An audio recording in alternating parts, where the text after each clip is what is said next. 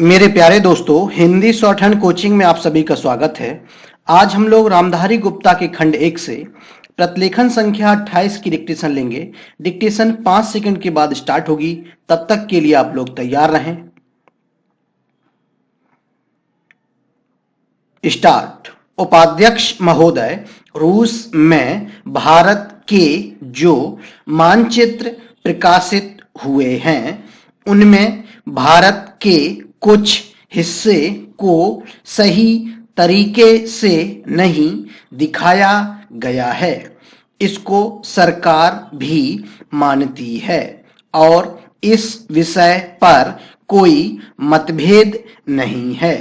प्रश्न यह है कि अगर किसी देश ने हमारे देश का गलत मानचित्र प्रकाशित किया है तो एक सरकार के रूप में भारत सरकार का जो कर्तव्य है उसने उसको निभाया है या नहीं, और अगर निभाया है तो किस प्रकार से निभाया है।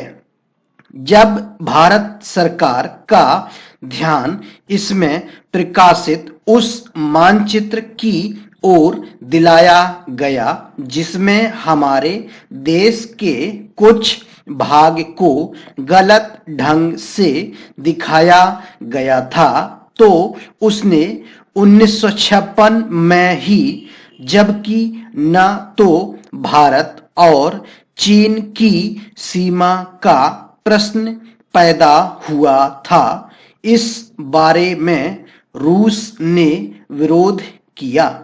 इसके बाद भारत सरकार ने लगातार 4 बार रूस सरकार से लिखित रूप से विरोध किया कि हमारे मानचित्र को ठीक से नहीं दिखाया गया है। जिस मानचित्र को लेकर यह चर्चा हो रही है, जब उसकी ओर भारत का ध्यान गया तो उसने जून, जुलाई और अगस्त में लगातार 3 बार अपने राजदूत के माध्यम से और रूस के जो अधिकारी हमारे देश में आए हैं उनसे बातचीत करके रूस का ध्यान इस ओर आकर्षित किया कि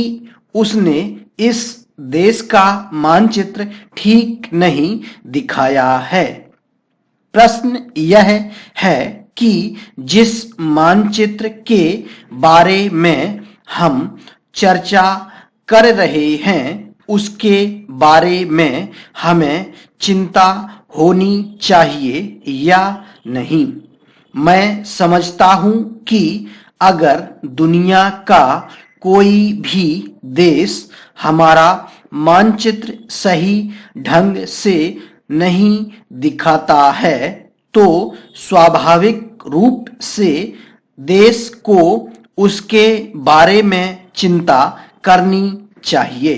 हम अपने कर्तव्य से नहीं चूक सकते हैं, लेकिन जहां तक इस चर्चा का संबंध है, मैं माननीय सदस्य की प्रशंसा करता अगर वह उन समस्त देशों का जिक्र करते और निंदा करते जिन्होंने हमारे मानचित्र को गलत ढंग से दिखाया है। उदाहरण के लिए पाकिस्तान को शिकायत है उसके मानचित्र को केवल रूस, इराक और मिस्र ने ही नहीं बल्कि अमेरिका ने भी गलत दिखाया है।